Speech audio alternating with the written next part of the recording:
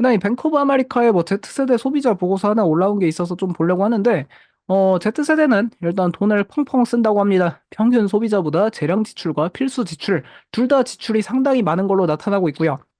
그리고 앞으로도 이 지출이 폭발적으로 성장할 거다 많이 전망이 되고 있는데, 2024년에 2조 7천억 달러 수준이었던 이들 Z세대 지출이 2030년에는 약 3배, 4배 증가한 12조 6천억 달러 기록할 거라고 합니다.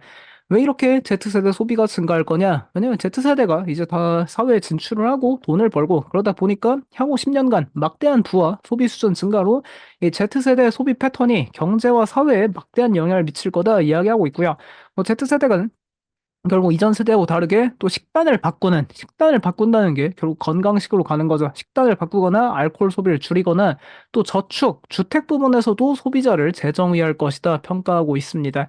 뭐 아무래도 식단 부분에서는 건강식을 선호하는 게 있고, 그리고 이 저축 관련해서도 이제 흥미로운 게 있는데, 여기 왼쪽 아래 자료에 Z세대는 이 인슈어런스 보험도 다른 세대보다 지출이 낮습니다. 이게 Z세대 보험 지출이 왜 낮을까 생각을 해봤더니, Z세대는 다른 세대보다 차량 구매가 현저히 낮다라는 데이터가 많이 나오죠. 그러다 보니까 차 구매를 애초에 안 하니까 자동차 보험 관련해서 지출이 없어서 좀 보험 지출이 낮은 게 아닐까, 그런 것도 볼 수 있을 것 같고, 그리고 육아에 지출 엄청나게 한다고 합니다. 확실히 이런 거, 뭐 국내 소매 그런데 많이 백화점 같은 데 가봐도 이제 육아 그쪽 섹션은 뭐 사람 바글바글하고 다들 돈 많이 쓰죠. 이게 아무리 뭐 저출산이라 해도 한 명 키우면은 더 이제 또 뭐 많이 쓰고 하니까 육아에 그 어떤 세대보다 많은 지출을 한다. 근데 관련해서 아직 뭔가 투자 아이디어는 떠오르는 건 없는 것 같습니다. 관련해서 뭔가 떠오르면 소개해드리도록 하겠고요. 근데 다른 세대보다 렌트비가 높고 공과금 지출도 높다고 합니다.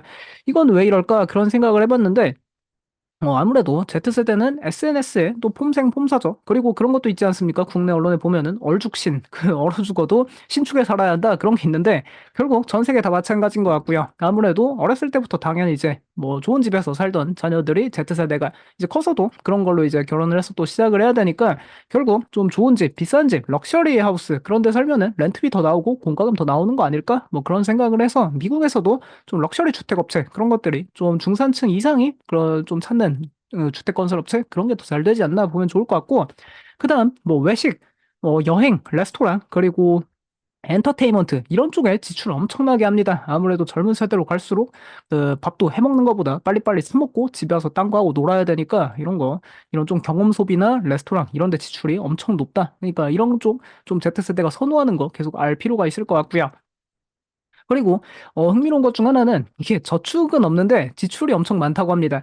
이게 그 나중에 다 골로 가는 거 아닐까 그런 생각도 드는데, Z세대는 다른 세대에 비해 저축률이 현저히 낮고요. Z세대 지출이 저축보다 거의 2배로 나오고 있는데 뭐 계속 증가합니다. 저축하는 것보다 지출이 많은 거. 그리고 뭐 베이비붐 세대는 사실상 소비보다 아무래도 집에 그냥 좀 있으신 경우가 많으니까 이 저축을 훨씬 많이 하는 걸로 나오는데, Z세대는 저축 안 하고 뭐 이제 돈을 100만 원 벌면 뭐 200만 원씩 쓴다는 건지 뭐 돈을 어떻게 쓰는 건지 저축 안 하고 다 지출한다고 하네요.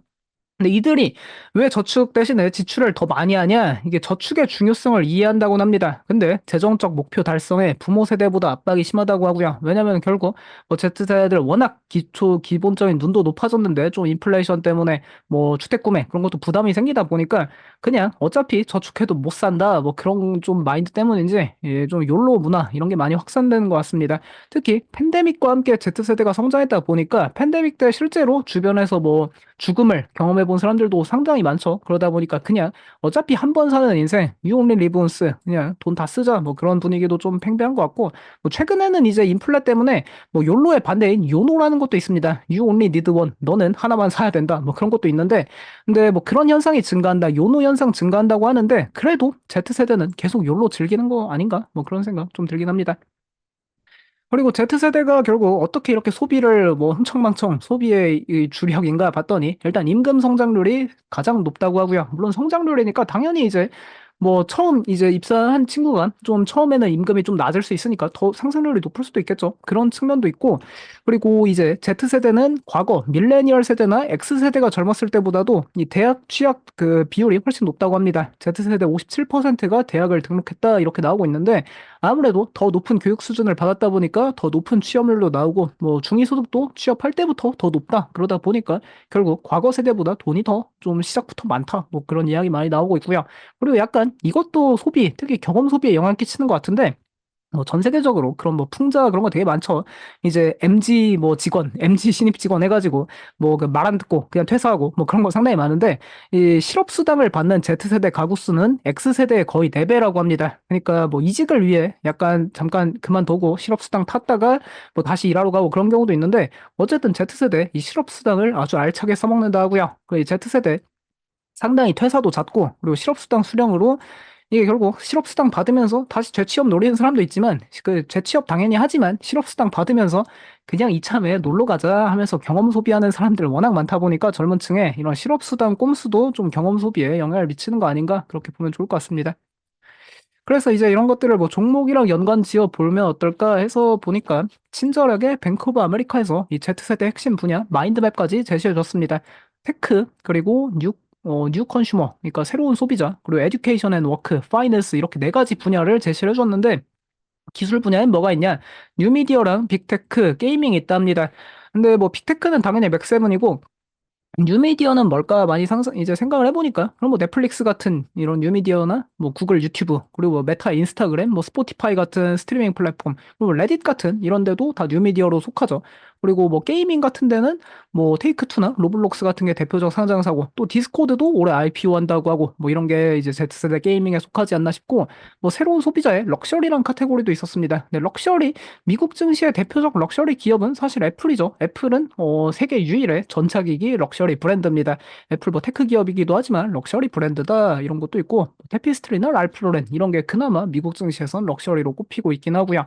뭐 건강이나 뷰티 이런 거 보니까 사실 뷰티는 뭐 상장사 중에 그렇게 이제 썩 매력이 있는 기업은 없어진 것 같고 뭐 건강 쪽에서는 스프라우츠 파머스 마켓이나 벨링 브랜드 같은 뭐 단백질 음료, 유기농 마켓 그런 게 있겠고 반려동물? 이것도 좀 어려운 것 같습니다. 반려동물 관련해서도 사실은 요즘에 다 월마트나 아마존에서 하다 보니까 이것도 좀 뭐 개별 종목은 어려운 것 같고 이커머스는 뭐 당연히 아마존 그리고 이커머스 그 월마트 코스트코도 있지만 요즘 Z세대 이커머스는 메타하고 그냥 유튜브에서 구매하는 거죠. 인스타 마켓이나 유튜브 마켓에서 구매하니까 이런 것도 좀 하나의 Z세대 아닐까?